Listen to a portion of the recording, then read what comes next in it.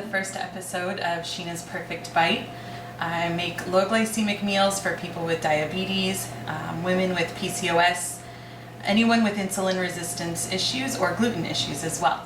I myself was diagnosed with PCOS just a little over a month ago, and I've been eating this way, working out, taking all natural bioidentical hormones, and I've lost about 15 pounds in a month, so this stuff definitely works. Today I'm going to show you how to make Snickerdoodles. It is from the gluten-free almond flour cookbook that I found. Most of the stuff in here is low glycemic. There's some dates and banana recipes that you may want to switch things out with, but it's a very good book to get.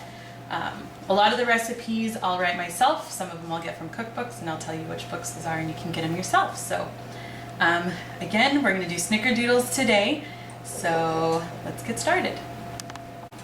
Okay, the first ingredient that we're going to start with today is almond flour. You want to make sure that you get blanched almond flour. It's almonds that have the skin taken off and then ground up. It's really fine and it's perfect for baking. This is, I believe, less than a 1 on the glycemic index. So this is great to cook with. This is 2.5 cups of almond flour here.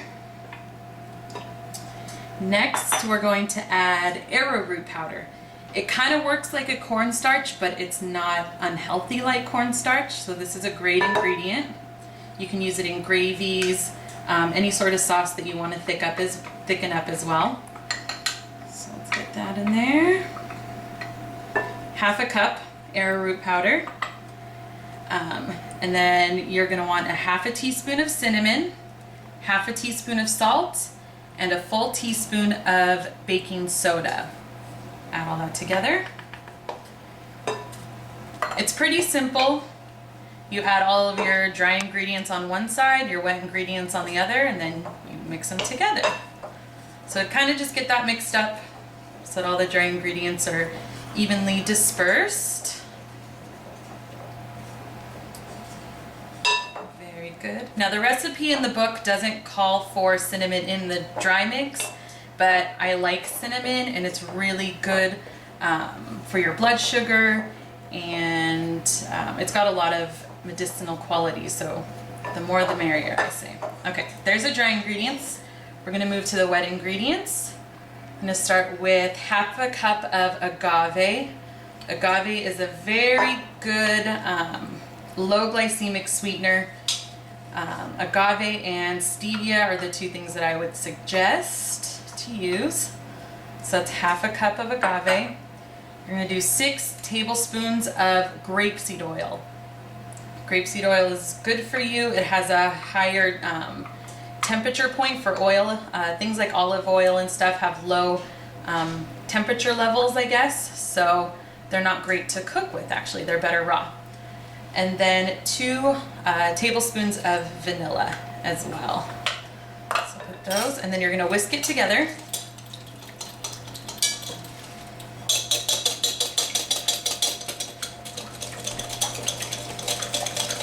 Get it all combined.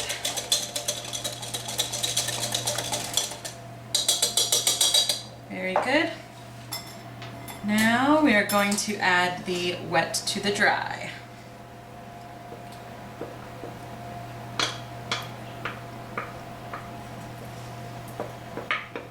All of that goodness out of the bowl. Okay. And then from there, you're just going to mix it all together.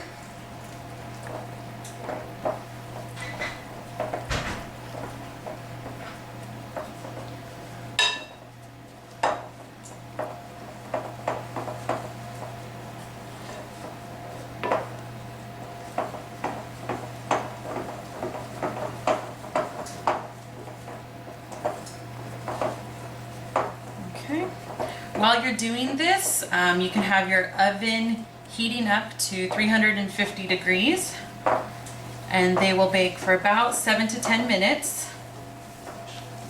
This is a really, really simple recipe, and it's healthy. Can't get much better than that. This will definitely satisfy your sweet tooth, and when you have to eat low glycemic, that can be hard to find. So there's our batter. Let's move this over. Get a baking tray lined with parchment paper. And then I use a little ice cream scoop. It makes it a lot easier to scoop out proper portions. So that's all you do. Scoop it on there.